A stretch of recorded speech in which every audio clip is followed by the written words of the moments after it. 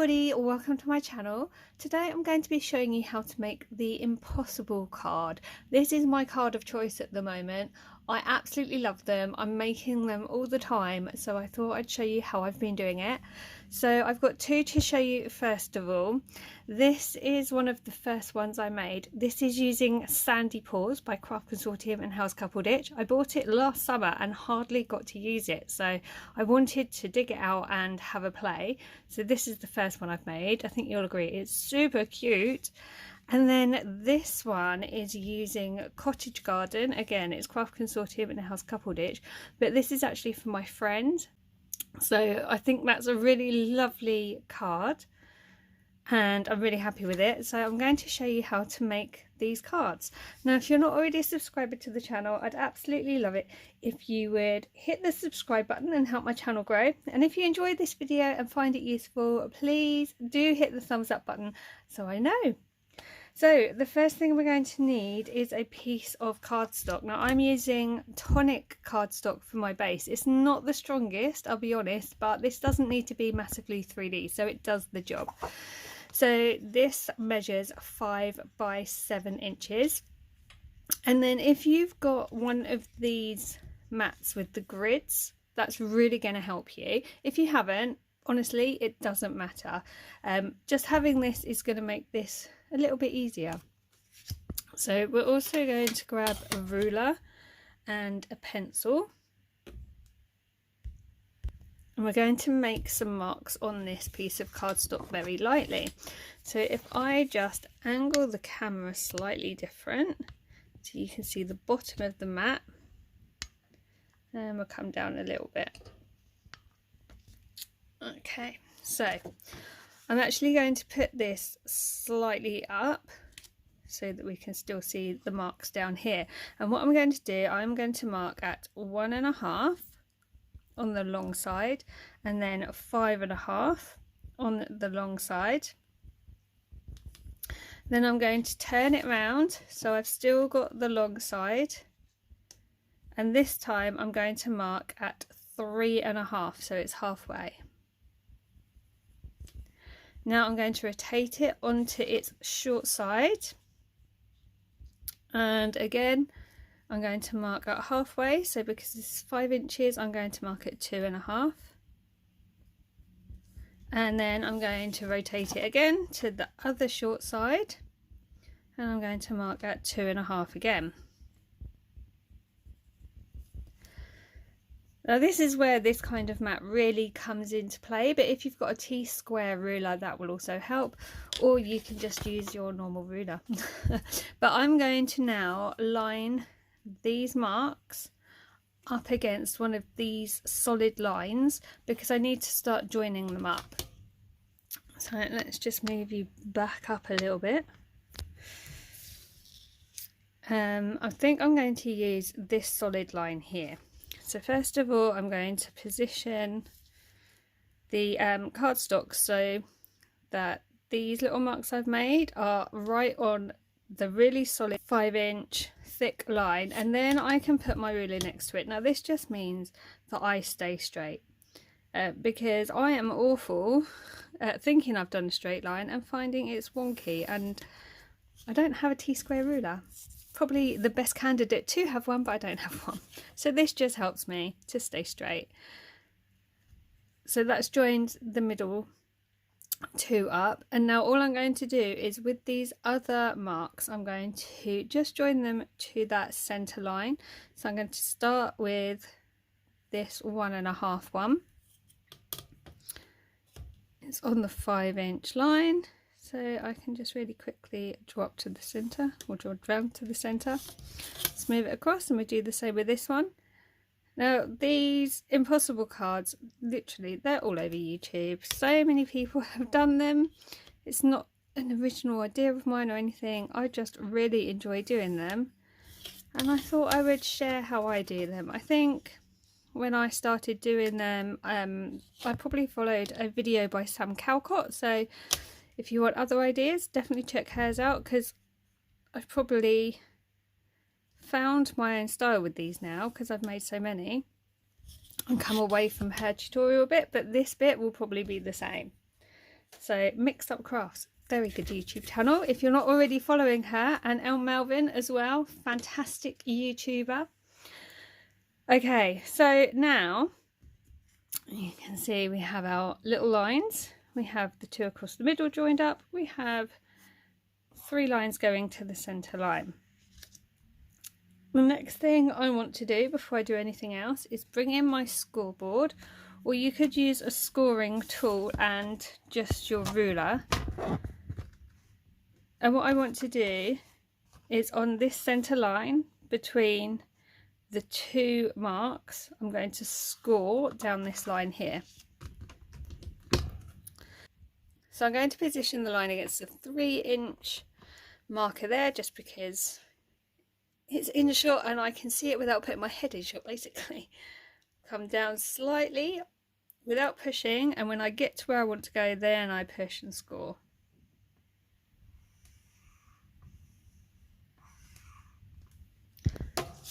Okay. We'll do away with our scoreboard, and we're going to bring in the scissors. And what we're going to do, we are going to cut up each of these lines just to the center line now. So that's the 5.5 line just to the middle. And this is the 1.5 line. I will do a blog post with all of the measurements in it, and I will put that in the description box for you, so that you just have to hopefully click on it and it will take you straight to the blog post. And then I do that because then you don't have to sit there furiously writing down measurements and score lines. You can just kind of watch what's going on. There we go. So kind of does this now. If we turn it so that the flap is down the bottom nearest us and the P shape is at the top, we're now going to bring the one on the right over towards this. Probably best to do that on a surface. I'm just going to burnish that fold line like so, and then the other one goes away from us like so. Then I'm going to burnish that line as well. And then when you pop it up, this is what you should have. Hold on, it goes that way, sorry. There you go. So you have a P here and you have a P that way. So this one has come up in front and this one has gone up behind. Now what we're going to do is just erase the lines that we've drawn on the cardstock.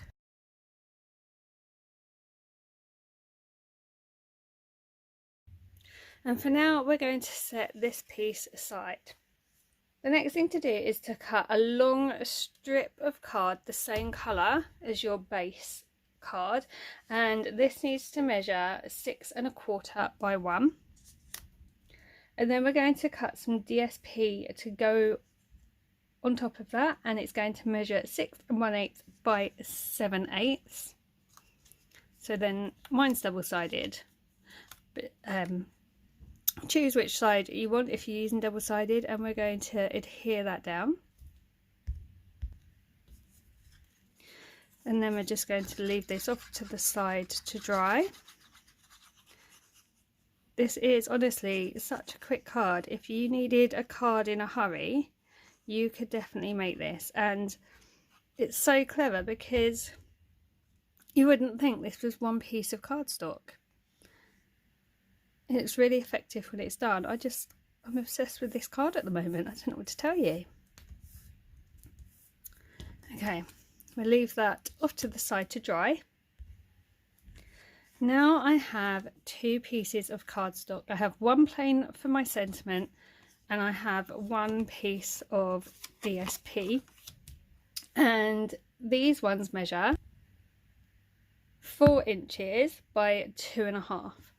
So what I'm going to do is put the DSP to one side and I'm going to work on this plain one, and I'm going to stamp a sentiment in the middle of this before I go any further.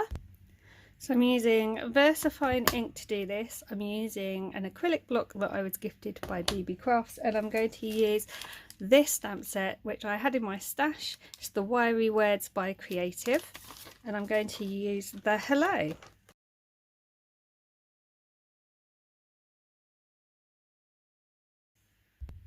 Now that's not come out the best it could have done, if I'm honest. It's looking a little bit fuzzy, so I've grabbed a black fine liner and I'm just going to go over it and just make it look a little bit sharper. Let's leave that just to dry for 1 second. Now with this piece, what I want to do first of all is I'm just going to round off the corners. I've got a small corner rounder to do this, and I'm going to do all 4 corners.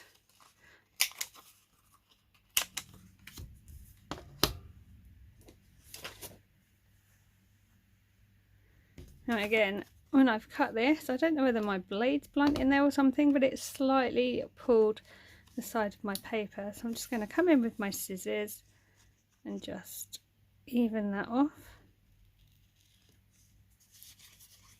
And the same just there.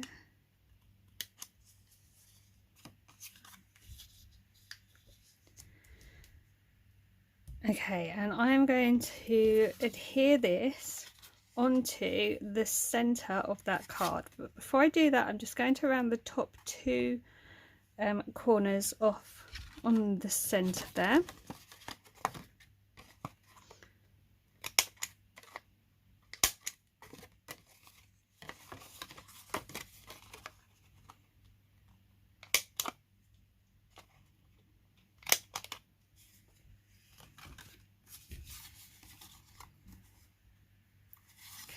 So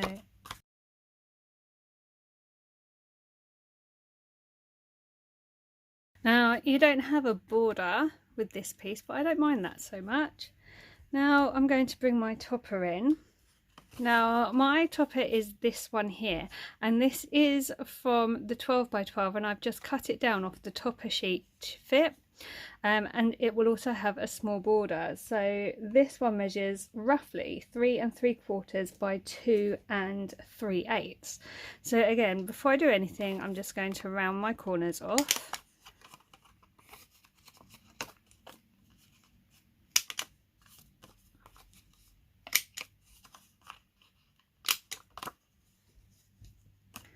And this time I'm going to pop this up on double-sided foam pads.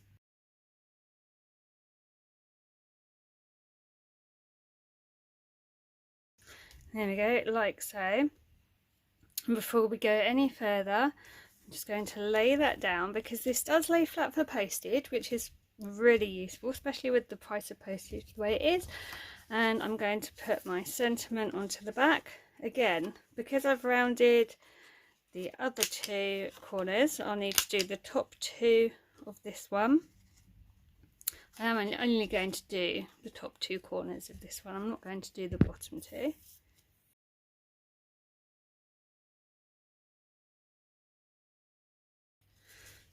Now I have left a tiny little border on the bottom there, because that is generally the way it will lie down flat for postage with the topper on the top. So what you don't want to do is have this piece dry and then discover you can't lie it down. So by leaving a tiny little border, you should be able to lie it down, and just check before it's dry that you can push that bit down. But that's all good. So now we need to decorate this main piece here. Now I'm not actually doing a lot of mats and layers for this, which is unusual for me, because I normally do at least 2 mats and layers. But I'm going to bring in some paper, and again we need our ruler and our pencil, because we're going to do some measuring. Just move these out of the way. Now we're just going to work on 1 for now, and we're going to bring our ruler in, and across the top of the short side we're going to mark on the short side at 1 3/8.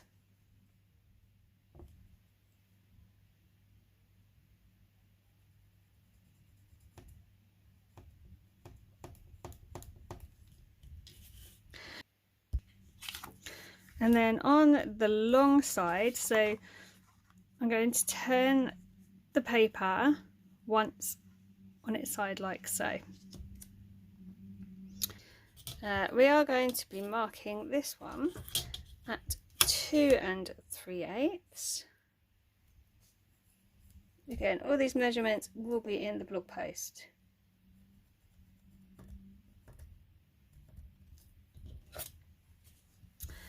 And now we're going to join those up.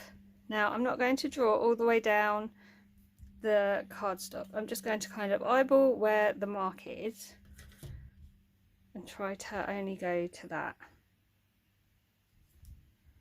Just find a good line to line up the ruler with. Just kind of roughly there.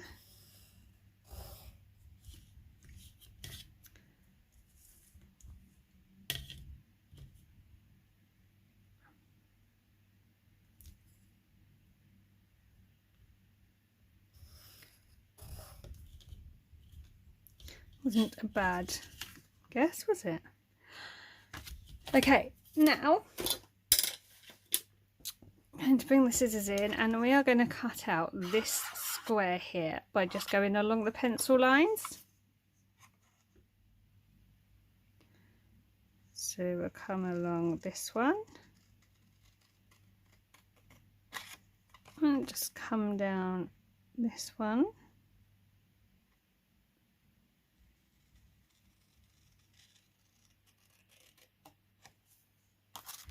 There we go.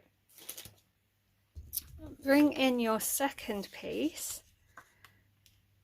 line them up like so, and then grab your pencil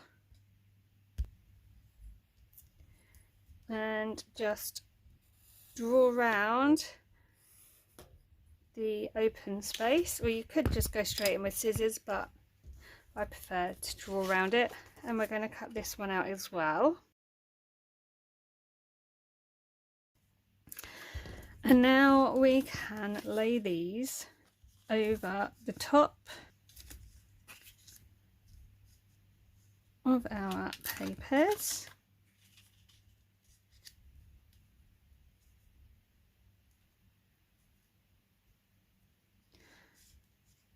Now, if when you lay these down now, you haven't got a nice even border all the way around, what you can do is just trim along the central part, just a touch. It's probably not even 1/8 of an inch or 1/16 of an inch even, and just do a little bit at a time until you're happy with the border you're getting on your paper. And when you are happy, you can go ahead and stick those to the base. Now those are adhered to the base, I'm going to bring back this long strip here, and I'm going to be putting this up on some foam pads. And this is just going to go across the front. I'm going to put 3 foam pads on it. Now, if you're not sure where you want your foam pads, all you need to do is lay it over the top like so, and you can see kind of roughly where they need to go.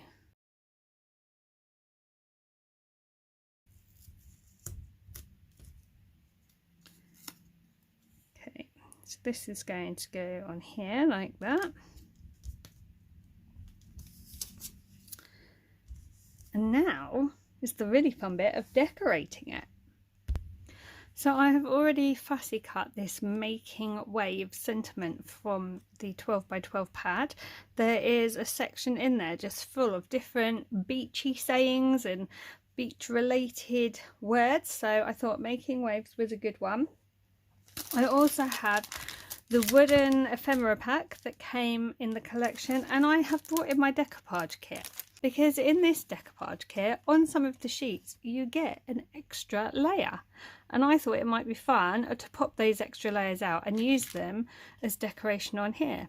So I quite like this little puppy in the basket. I think that's really cute, and I quite like the crab in the bucket, so I'm going to use those.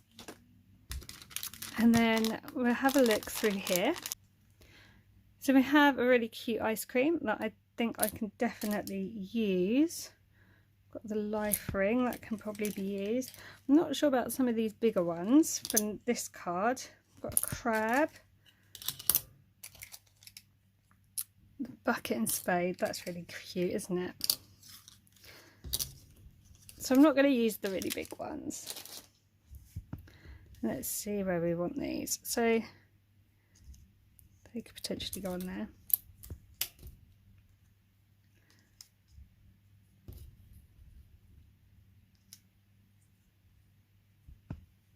I think that's quite cute. So the elements on the main strip, again, I'm going to put those up on foam pads.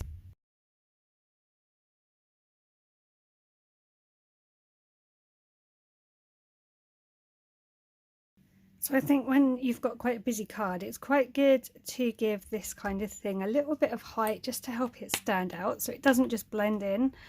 These, because they're already quite thick, I'm just going to put them on with glue. I'm not going to raise these up anymore.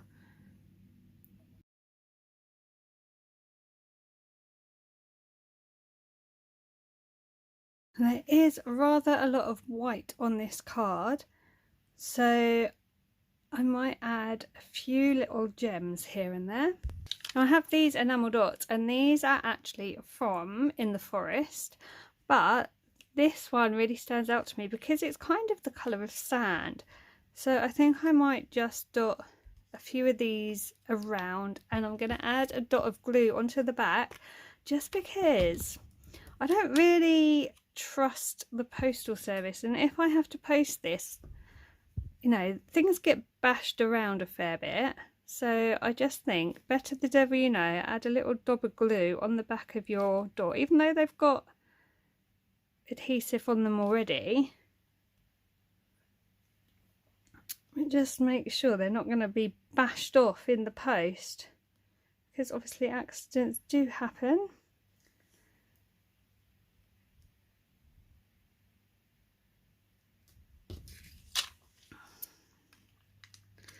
That's really pretty. I really like that actually. And that's all there is to it. That card is now done. How cute is that?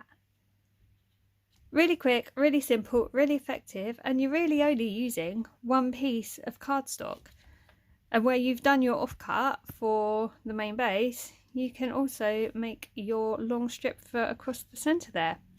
I think these are really, really fun. I think they're really effective. I think they'll brighten someone's day, and I'm a little bit obsessed with making them.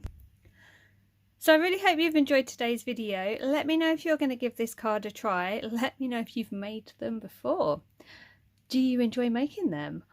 As I say, I'm a little bit obsessed, but if you followed me for a while, you will know I go through fits and spates of making a particular card, showing you how to do it, and then I find another one I really like, and the pattern continues. So this is my card of the moment.